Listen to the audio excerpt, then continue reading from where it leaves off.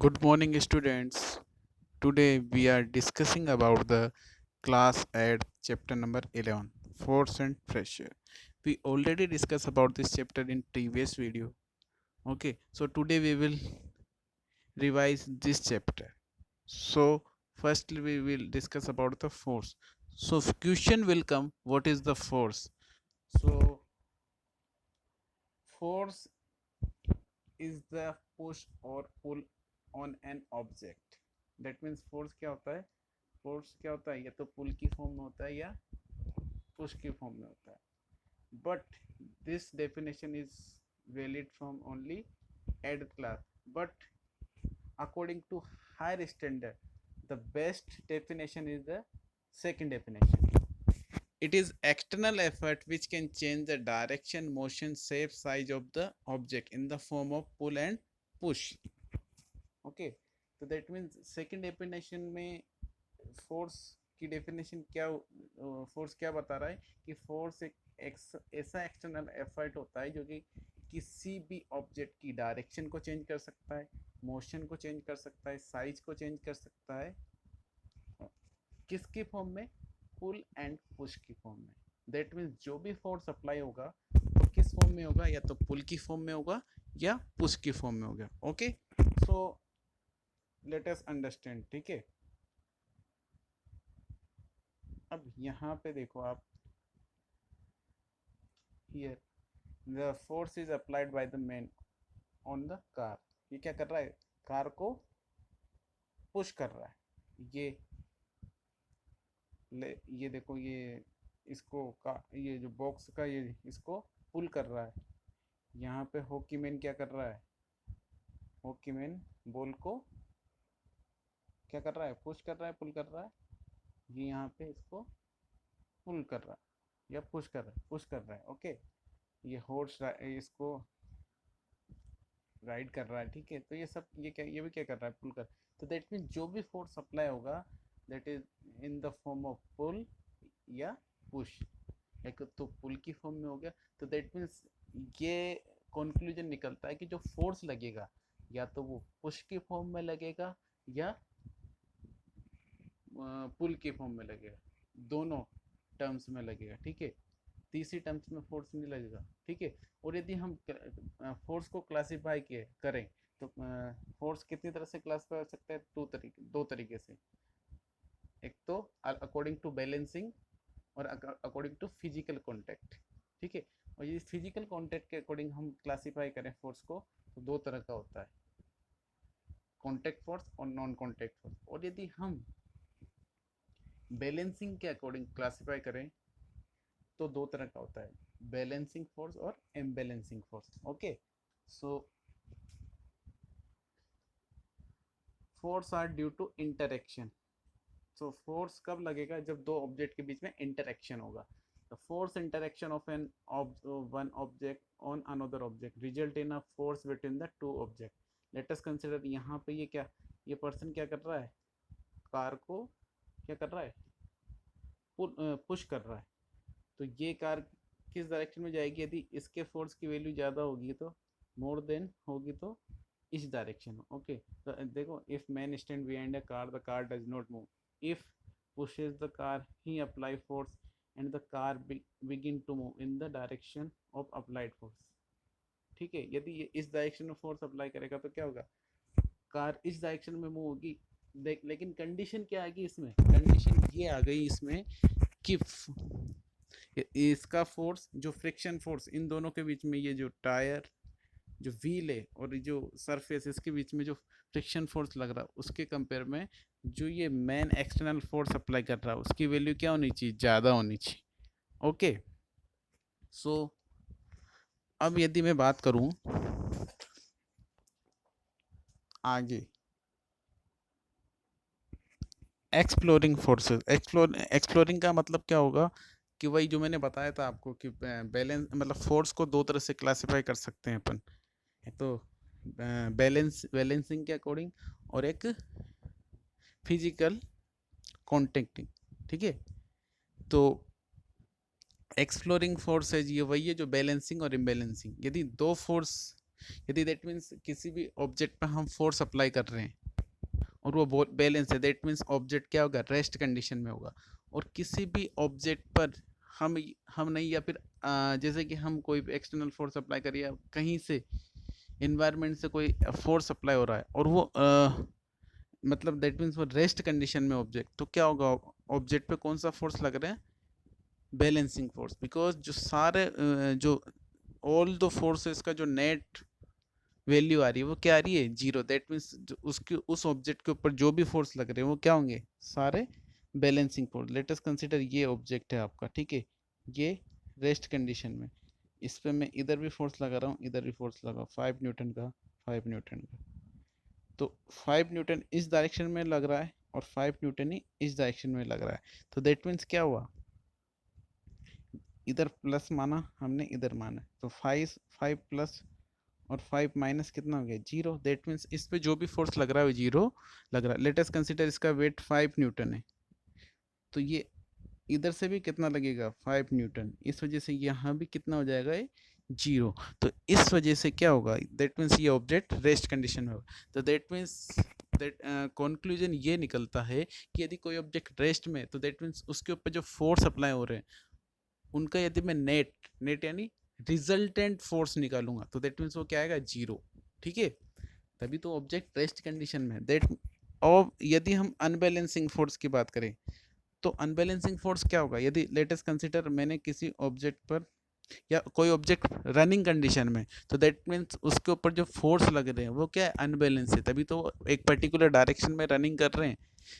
ठीक है, जैसे कि मैं समझाता हूँ आपको, जैसे लेटेस्ट कंसीडर ये ब्लॉक है मेरे पास, ये रखा है कि अब ये क्या, मैंने क्या किया, इसके ऊपर इधर इस डायरेक्शन में फोर्स लगा, तो ये ऑब्जेक्ट क्या कर रहा है, इस डायरेक्शन में रन कर रहा है।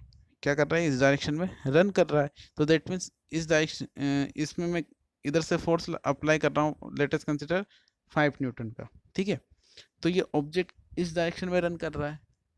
ओके, तो अब ये इस डायरेक्शन में रन क्यों कर रहा है, क्योंकि इधर से इसके ऊपर कोई एक्सटर्नल फोर्स अप्लाई नहीं हो रहा है, इस वजह से ये ऑब्जेक्ट इस डायरेक्शन, दैट मीन्स इस पे जो फोर्स लग रहा है वो कौन सा होगा, अनबैलेंस या इम्बैलेंस फोर्स। ठीक है, तो कोई भी ऑब्जेक्ट, तो कंक्लूजन ये निकलता है, यदि कोई भी ऑब्जेक्ट रनिंग कंडीशन में, अब ऑब्जेक्ट कोई भी हो सकता है, कोई भी हो सकता है, गाड़ी हो सकती है, कोई भी हो सकता है, तो वो क्या होगा, रनिंग कंडीशन में, तो दैट मीन्स उसके ऊपर फोर्स कौन सा अप्लाई होगा, अनबैलेंस फोर्स। ओके, ये चीज बैलेंसिंग और अनबैलेंसिंग फोर्स, अब वो एक्सप्लोजिंग का मतलब वही होता है। ठीक है, इफ टू, तो इसको भी समझ लेते हैं एक बार। If two forces act on body if the same direction, the net force is the sum of the two forces। मतलब कहने का मतलब, यदि दो ऑब्जेक्ट एक ही डायरेक्शन में दो फोर्स एक ही डायरेक्शन में अप्लाई हो रहे हैं, ये देखो, ये और ये F1 और F2 एक ही डायरेक्शन में अप्लाई हो रहे हैं, तो दैट मीन्स ये क्या हो जाएंगे, दोनों F1 प्लस F2 एड हो जाएगा। ओके, तो क्या हो जाएगा, इनका एडिशन हो जाएगा, जैसे कि F1 और F2 यहाँ पे क्या कर रखा है, ऐड कर रखा है। अब लेटेस्ट कंसीडर, अब इसमें यदि एक और मैंने F3 भी ऐड कर दूंगा मैं, मतलब F3 भी इसी डायरेक्शन में यदि मैं फोर्स अप्लाई करूंगा, तो दैट मीन्स यहाँ पे क्या होगा, तो वो F3 भी क्या हो जाएगा, ऐड हो जाएगा, F1 plus F2 plus F3। Okay, या 4 5 जितने भी फोर्स मतलब एक ही डायरेक्शन में लग रहे होंगे वो क्या हो जाएंगे, एड हो जाएंगे। बट यदि ऑपोजिट डायरेक्शन में लग रहे हैं, लेट अस कंसीडर जैसे कि F1 ये यहाँ लग रहा है और F2 इस डायरेक्शन में, एक इस डायरेक्शन, तो क्या हो जाएगा, इनका डिफरेंस निकलता है। अब डिफरेंस कैसे निकलेगा, जिसकी वैल्यू ज़्यादा होगी उसको हम पॉजिटिव मान लेते हैं, और जिसकी वैल्यू कम होती है उसको negative. Late us consider F2 की वैल्यू ज़्यादा है, तो F2 माइनस F1 ऐसे हो जाएगा। ठीक है, जैसे कि ये दे रखा है, नेट फोर्स यदि एक ही डायरेक्शन में लग रहा है तो उनका एडिशन हो जाता है, यदि डिफरेंट डायरेक्शन में लग रहा है तो वो क्या हो जाता है, उनका सब्ट्रैक्शन हो जाता है। If two forces act on, ये देखो, act on a body in opposite direction, the net force is the difference between the two objects। अब देखना, इसमें एक और चीज बता देता हूं मैं आपको, यदि लेटेस्ट कंसीडर इसमें इधर से मैंने एक और फोर्स अप्लाई कर दिया F3, तो क्या होगा, जैसे कि तो क्या हो जाएगा, जैसे कि मान लो F2 की वैल्यू ज़्यादा है या F3, तो क्या हो जाएगा F2 माइनस, क्योंकि अपन ने इसको माइनस माना ना, तो F1 माइनस F3, ये इधर माइनस इसको कॉमन ले लेंगे तो क्या हो जाएगा प्लस हो जाएगा, ये इस तरीके से। तो ऑपोजिट डायरेक्शन में लग रहा है तो उसको भी हम क्या मानेंगे माइनस में। और यदि इधर जैसे कि लेटेस्ट कंसीडर इधर भी मैं एक फोर, तो क्या आ जाएगा F4, तो F4 प्लस माइनस ये इस तरीके से, ठीक है। तो ऑपोजिट डायरेक्शन में यदि कोई फोर्स लग रहा है तो उनके बीच में क्या हो जाता है सब्ट्रैक्शन, मतलब उनका डिफरेंस निकाला जाता है। ओके, अब वो डिपेंड करता है माइनस या प्लस मानने, वो अपने ऊपर डिपेंड करता है। बट मतलब ये कॉमनली जिसकी वैल्यू ज़्यादा होती है उसको हम पॉजिटिव मानते हैं, बिकॉज उसके पीछे रीजन क्या होता है, जो वैल्यू हमारी आएगी वो किस में आएगी, पॉजिटिव वैल्यू, ठीक है, इसी वजह से। ओके, ऐसा कोई कंपलसरी नहीं कि आप उसी को, पर उससे ये रहता है कि वैल्यू क्या आ जाती है, पॉजिटिव में आ जाती है आपकी। Okay, the effect on the object depend on the net force acting. अब जो निकलेगा, अब लेटेस्ट कंसिडर जैसे कि एफ नेट, एफ नेट क्या होता है, एफ नेट जैसे कि ये क्या क्या F2 माइनस F1, तो ये जो वैल्यू निकलेगी वो क्या होगी, एफ नेट, नेट फोर्स की वैल्यू होगी। और यहाँ पर भी जैसे कि एफ नेट बराबर क्या हो जाएगा, एफ नेट इक्वल टू क्या हो जाएगा, F1 प्लस F2, इस तरीके से। तो जो वैल्यू निकलती है लास्ट वैल्यू वो क्या होती है, नेट फोर्स की वैल्यू। और वो वही चीज़ डिपेंड करती है कि ऑब्जेक्ट रेस्ट में रहेगा या, ठीक है। यदि नेट फोर्स की वैल्यू जीरो आ रही है दैट मीन्स फोर्स क्या होगा, बैलेंसिंग है, और ऑब्जेक्ट क्या होगा, रेस्ट में रहेगा, ठीक है। और नेट फोर्स की वैल्यू कुछ मतलब कुछ ना कुछ मैग्नीट्यूड आ रहा है, मतलब कुछ, तो दैट मीन्स उसका मतलब क्या हुआ, उसका मीन्स क्या हुआ कि ऑब्जेक्ट किसी ना किसी डायरेक्शन में मूव कर रहा है, बिकॉज फोर्स का रिजल्टेंट किसी न किसी डायरेक्शन में मिल रहा है। ओके, अब effect of force on an object, अब जो फोर्स हम किसी भी ऑब्जेक्ट पर अप्लाई कर रहे हैं दैट मीन्स उनका क्या क्या रिजल्टेंट, उनसे क्या क्या इफेक्ट जनरेट हो रहा है। तो force can make an object to move from rest, तो दैट मीन्स यदि कोई ऑब्जेक्ट मान लो rest condition, let us consider कोई ऑब्जेक्ट रेस्ट कंडीशन में, तो इसके ऊपर यदि मैंने फोर्स अप्लाई किया तो मैं मूविंग कंडीशन में ला सकता हूँ इसको, ठीक है। जैसे कि एक कार को क्या कर रहा है, पुश कर रहा है, तो दैट मीन्स ये इसको रनिंग कंडीशन में ला सकता है। तो दैट मीन्स फोर्स क्या कर सकता है, एक तो क्या कर सकता है, एक तो ऑब्जेक्ट को रनिंग कंडीशन में ला सकता है। Second, force can stop moving object, और फोर्स कोई ऑब्जेक्ट मूव कर रहा है तो उसको क्या कर सकता है, रेस्ट करने, जैसे कि फुटबॉलर, ठीक है, ये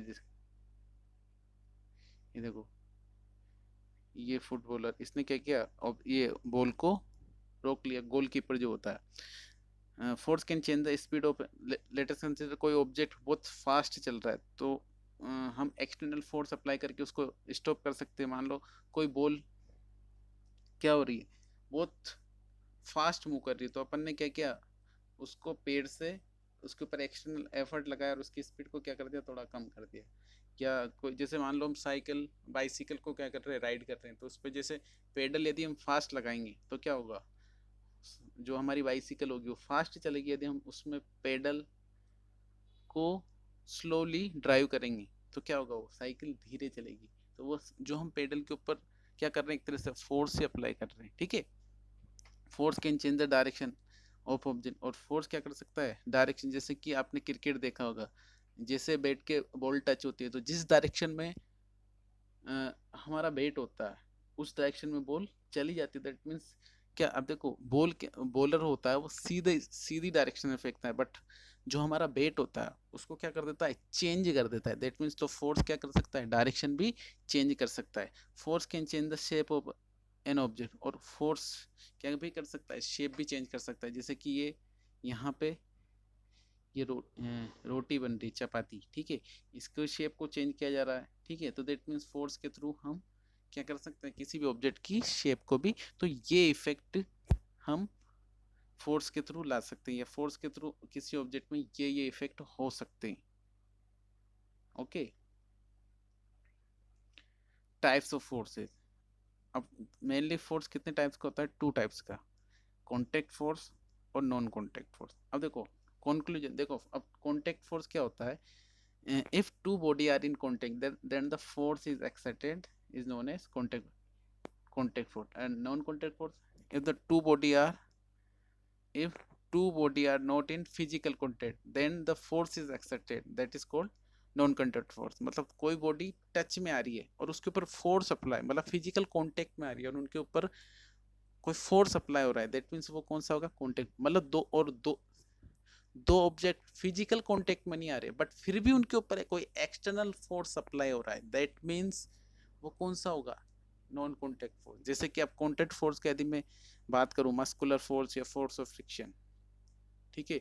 जैसे कि मान लो लेट अस कंसीडर, मैंने कोई बॉल को किक किया, अब आफ्टर सम टाइम वो क्या हो जाती है, स्लो होती जाती है और एक टाइम आता है जबकि वो रेस्ट कंडीशन में आ जाती है। तो दैट मीन्स वो रेस्ट कंडीशन में क्यों आई, क्योंकि उसके ऊपर एक फ्रिक्शन फोर्स होता है जो कि वर्क करता है। फ्रिक्शन फोर्स कौन सा होता है, कॉन्टैक्ट फोर्स। जैसे कि कोई ऑब्जेक्ट मान लो रनिंग कर रहा है, उसको हम जैसे कि लेट अस कंसीडर कोई बॉल रनिंग कंडीशन में, उसको हमने हमारे फुट के थ्रू या पैर के थ्रू क्या क्या कर दिया, उसको हमने रोक दिया। तो दैट मीन्स मैंने क्या किया, उसके ऊपर कॉन्टैक्ट फोर्स लगाया और उसको मैंने क्या किया, स्टॉप कर दिया। तो मतलब कॉन्टैक्ट फोर्स में क्या होगा, दो ऑब्जेक्ट के बीच में फिजिकल कॉन्टैक्ट होगा, दैट तभी ये फोर्स एक्सर्टेड होगा, ठीक है। तो इसके example muscular force, force of friction और नॉर्मल फोर्स, बहुत सारे फोर्स है बट तुम्हारे ये, और मैकेनिकल फोर्स, ये बहुत सारे फोर्सेज होते हैं, कंप्रेसिव फोर्स, बट आपके सिलेबस में ओनली दो फोर्स है, मस्कुलर फोर्स और फोर्स ऑफ फ्रिक्शन, ओके। और नॉन कॉन्टैक्ट फोर्स मतलब दो बॉडी कॉन्टैक्ट में नहीं आएगी, if two body are not in physical contact then the force is exerted। दो बॉडी के बीच में कोई फिजिकल कांटेक्ट नहीं है बट फिर भी उनके बीच में क्या हो रहा है, फोर्स एक्सर्टेड हो रहा है। जैसे कि हमारे पास दो मैग्नेट है, लेट अस कंसीडर दो मैग्नेट।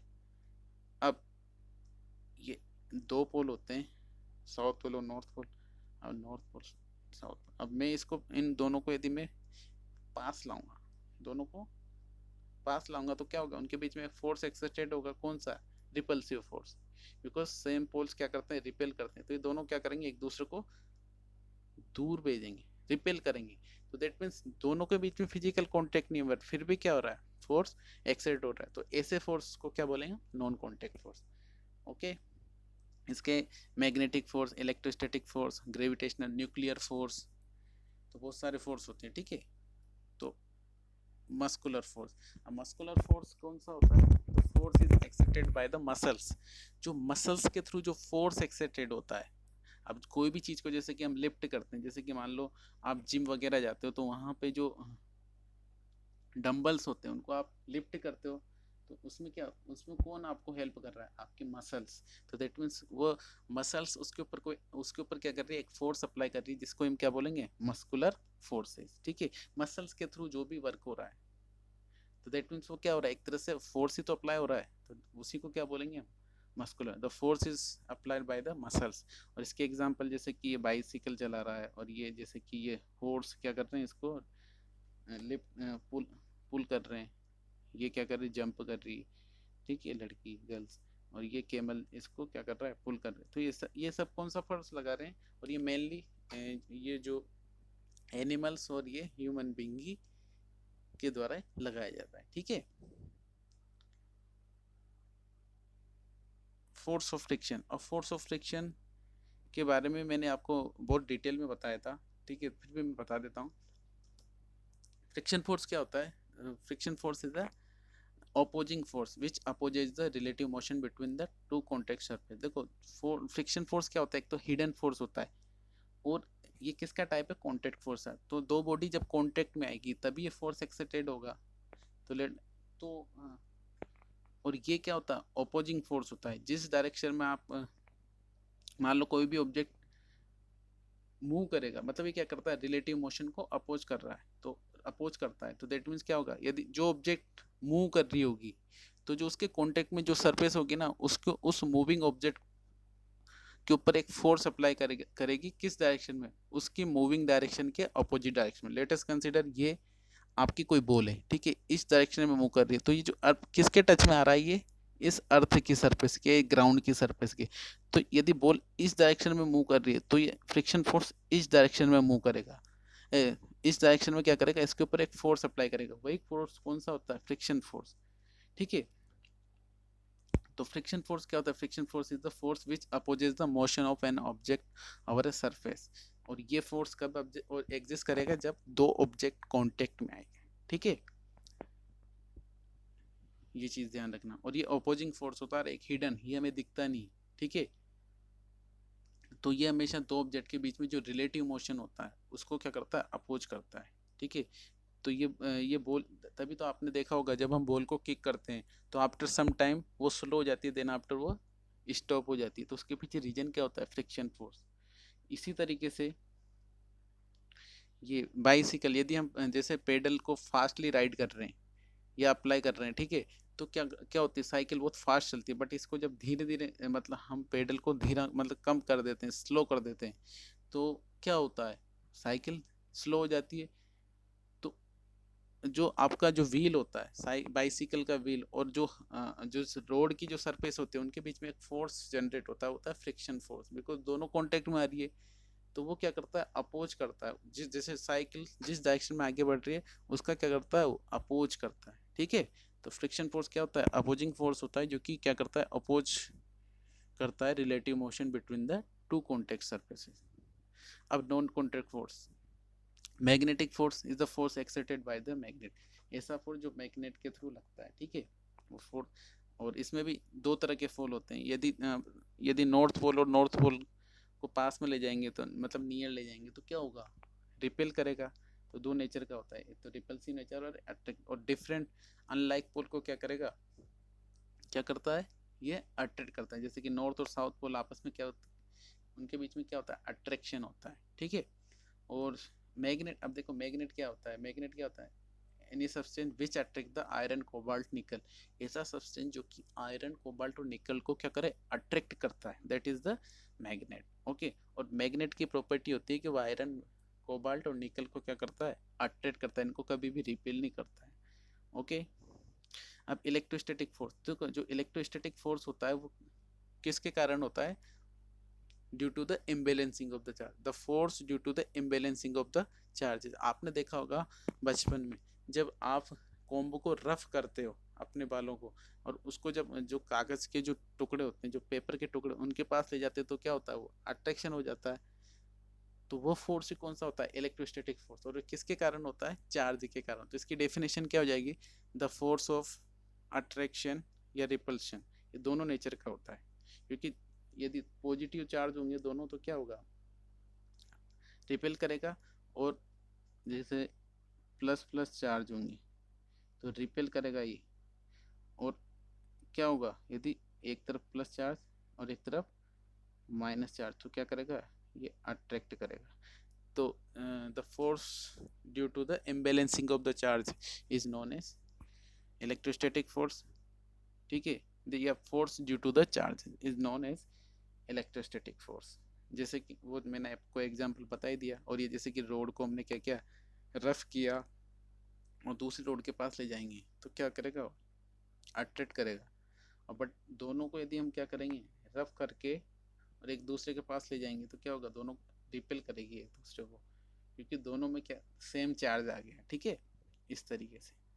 अब ग्रेविटेशनल फोर्स, ग्रेविटेशनल फोर्स क्या होता है, the force of attraction due to their masses. मतलब ये एक अट्रैक्शन फोर्स होता है जो कि किसके कारण लगता है, मास के कारण। जैसे कि हम कोई भी ऑब्जेक्ट को यदि हम क्या छोड़ते हैं पर्टिकुलर हाइट से तो हमेशा किस तरफ जाता है, अर्थ की तरफ। क्यों, इसके पीछे रीजन क्या होता है, इसके पीछे रीजन ये होता है कि अर्थ क्या करती है, उसको अट्रैक्ट करती है। ठीक है, और वो किस फोर्स की वजह से, due to the gravitational force. तो ग्रेविटेशनल फोर्स की सबसे इजी डेफिनेशन की बात करूं, the force of attraction due to their masses. तो जो फोर्स ऑफ अट्रैक्शन, ये ग्रेविटेशन फोर्स किसकी वजह से लगता है, मास की वजह से। जो भी ऑब्जेक्ट कुछ ना कुछ मास रखता है उनके बीच में क्या होगा, अट्रैक्शन होगा। ठीक है, तो वही फोर्स क्या हो गया, ग्रेविटेशन फोर्स। या फिर दूसरी डेफिनेशन की बात करें तो क्या होगा, gravitation force is the force exerted by the earth on all object. आपने देखा होगा जो भी ऑब्जेक्ट को हम पर्टिकुलर हाइट से यदि गिराते हैं तो हमेशा वो कहाँ पे फॉल होता है, अर्थ की तरफ। किस वजह से? Gravitational force. It pulls all object toward the earth. और जैसे कि कोइन और pen fall down when it slips off your hand. तो ये चीजें आपने देखी होगी, ठीक है। तो ये क्या होता है? ग्रेविटेशनल फोर्स की वजह से।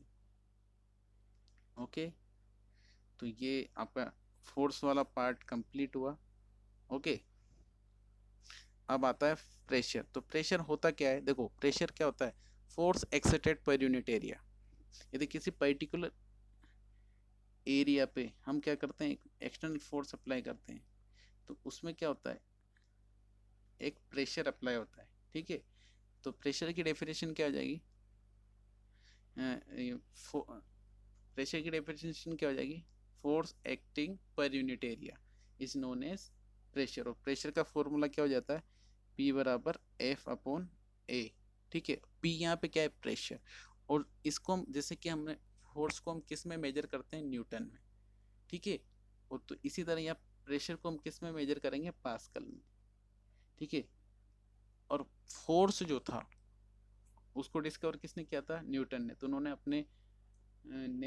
अपने नेम पे उसकी यूनिट रख दी। इसी तरह जब प्रेशर को किसने डिस्कवर किया था? पास्कल नामक साइंटिस्ट ने। तो उन्होंने भी अपने नेम पे इसकी यूनिट रख दी। उसकी यूनिट क्या है? पास्कल, ठीक है। तो प्रेशर को किस में मेजर किया जाता है? पास्कल में। और फोर्स को न्यूटन में, ठीक है। अब देखो, P बराबर क्या होता है? F upon A।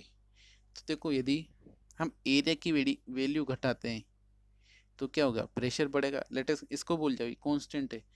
तो यदि एरिया की वैल्यू हम क्या करते हैं? डिक्रीज करते हैं, तो दैट मीन्स प्रेशर बढ़ेगा। या एरिया की वैल्यू यदि हम इंक्रीज करते हैं तो प्रेशर, सॉरी, एरिया की वैल्यू यदि हम क्या करते हैं? घटाते हैं, तो प्रेशर बढ़ेगा। सही बोल रहा। और यदि मैं एरिया की वैल्यू बढ़ाऊंगा तो प्रेशर घटेगा। तो इसी वजह से जो नाइफ आपने देखी होगी, नेल, ठीक है, इन सब का एरिया हम ये नीचे से क्या रखते हैं? जैसे नेल का एरिया नीचे से कम क्यों रखा जाता है? ताकि इस पे प्रेशर ज़्यादा अप्लाई हो। क्योंकि प्रेशर बराबर क्या होता है? Force upon area. तो यदि एरिया हम घटा देंगे तो हमें प्रेशर ज़्यादा मिलेगा, हमें फोर्स ज़्यादा नहीं अप्लाई करना पड़ेगा। और आपने देखा होगा इस वजह से ये आसान। यदि हम इसको उल्टा वॉल में इंसर्ट करें या डालें तो हमें ज़्यादा फोर्स की अप्लाई होगी, क्योंकि यहाँ पे एरिया बढ़ गया। तो क्या हो गया? प्रेशर भी बढ़ जाए। प्रेशर क्या हो जाएगा? कम हो जाएगा। तो हमें फोर्स ज़्यादा अप्लाई करना पड़ेगा, ठीक है। और इसी वजह से प्रेशर वाले कंसेप्ट की वजह से ही हम जो आपने देखा होगा कि जो ब्लंट नाइफ होता है उसके नीचे का एरिया क्या हो जाता है? ज़्यादा हो जाता है। तो वेजिटेबल सही तरीके से कट नहीं हो पाती। बट यदि उसका एरिया क्या होता है? शार्प होता है, मतलब एरिया कम होता है नाइफ का, तो आसानी से वेजिटेबल्स हम काट सकते। तो दैट मीन्स वहाँ पे एप्लीकेशन किसकी लग रही है? प्रेशर वाली। क्योंकि वहाँ पे एरिया कम होते ही क्या होता है? प्रेशर ज़्यादा लगता है और कोई भी ऑब्जेक्ट आपका आसानी से कट हो जाता है। और आपने देखा होगा कि जो स्कूल बैग देखा होगा, यदि उसकी जो ये थ्रेड होती है ये वाइड होती है तो क्या होता है? आपको जो आपका बैग होता है उसमें वेट कम फील होता है। आपको वेट कम फील होता है। क्यों होता है? क्योंकि एरिया बढ़ने से क्या होता है? इसका जो फोर्स, ये प्रेशर होता है वो क्या हो जाता है? डिस्ट्रीब्यूट होता है। और यदि इसकी जो थ्रेड्स, मतलब जो साइड थ्रेड होते हैं, ठीक है, ये यदि इसका एरिया कम होता है तो वो क्या होता है? हमें फोर्स ज़्यादा लगता है, तो हमें प्रेशर भी ज़्यादा फील होता है। इस वजह से एरिया बढ़ा के क्या किया जाता है? प्रेशर को कम किया जाता है। इसी तरीके से चिसेल होता है, चिसेल का भी क्या कर दिया जाता है? नीचे से एरिया। तो ये सारा क्या होता है? किस पे बेस होता है? प्रेशर पे। अब प्रेशर मेनली तीन तरह के होते हैं: एटमॉस्फेरिक प्रेशर, और एटमॉस्फेरिक प्रेशर, लिक्विड प्रेशर, या फ्लूइड प्रेशर। फ्लूइड प्रेशर की बात करूं तो फ्लूइड प्रेशर क्या होता है? फ्लूइड क्या होता है? सबसे पहले फ्लूइड की बात करूं तो फ्लूइड क्या होता है? Any substance which can flow, ऐसा सब्सटेंस जो कि फ्लो होने की प्रॉपर्टी रखता है। और लिक्विड प्रेशर क्या? तो और फ्लूइड का एग्जांपल क्या क्या हो गया? फ्लूइड क्या होता है? फ्लूइड हो जाता है गैस, लिक्विड। अब लिक्विड में सब आ गया, गैस में भी सारी लिक्विड में सब आ गया, वाटर वगैरह। तो फ्लूइड क्या होता है, लिक्विड और गैस से, ये दोनों किस में आ जाते हैं, फ्लूइड। तो फ्लूइड की डेफिनेशन क्या हो जाएगी, any substance which can flow, ऐसा सब्सटेंस जो कि फ्लो होने की प्रॉपर्टी रखता है, उसको क्या बोलते हैं हम, फ्लूइड। ठीक है। अब pressure exerted by the liquid gases, तो या लिक्विड प्रेशर किसको बोलते हैं, ये तो लिक्विड में क्या आ जाता है, ये फ्लूइड में आ जाता है, ये लिक्विड और गैस। ठीक है। तो लिक्विड प्रेशर क्या हो जाएगा, the pressure exerted by the liquid, या गैस प्रेशर क्या हो जाएगा, the pressure exerted by the gas. ठीक है। तो liquid exerted pressure on the wall of a container, liquid exerted pressure on the bottom of container. अब देखो, यदि गैस और लिक्विड की, अब जैसे वाटर प्रेशर की बात करूं तो pressure exerted by the water. अब देखो, लिक्विड या फ्लूइड प्रेशर की मैं बात करूं तो देखो, जितनी ज्यादा हाइट होगी, जितनी ज्यादा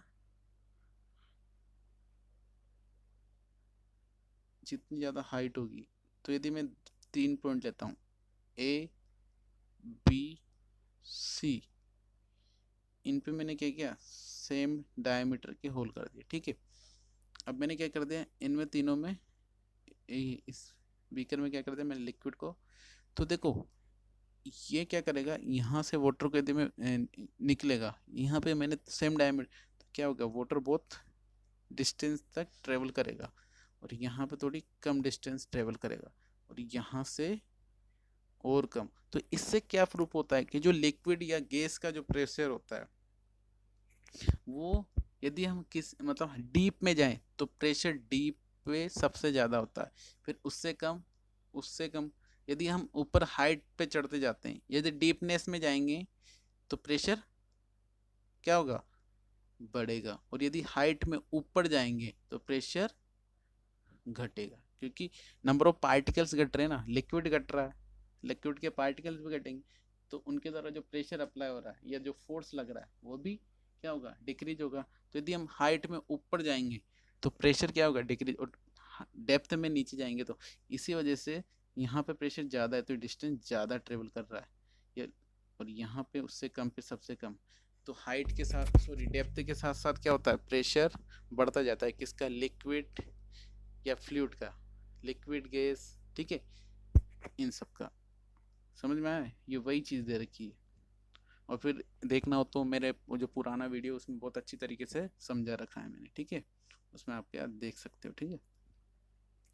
pressure exerted by the gas, वही जो pressure exerted by the gas is known as gas pressure. अब गैस, अब इसके एप्लीकेशन कहाँ, एक तो जो आपके टायर होता है उसके अंदर जो ट्यूब होती है, और एक चीज़ ध्यान रखना, जो गैस या जो फ्लूइड होता है वो सब इक्वल, मतलब इक्वल प्रेशर अप्लाई करता है सभी डायरेक्शन में, ऑल डायरेक्शन में। इसी वजह से देखो, और एप्लीकेशन दे रखी है, जैसे कि बैलून, बैलून किस तरीके से फूलता है, एयर प्रेशर से, ये ट्यूब होगी, और आपके ये जो राइडिंग का जो होता है ना बोट, वो चीज़ ये।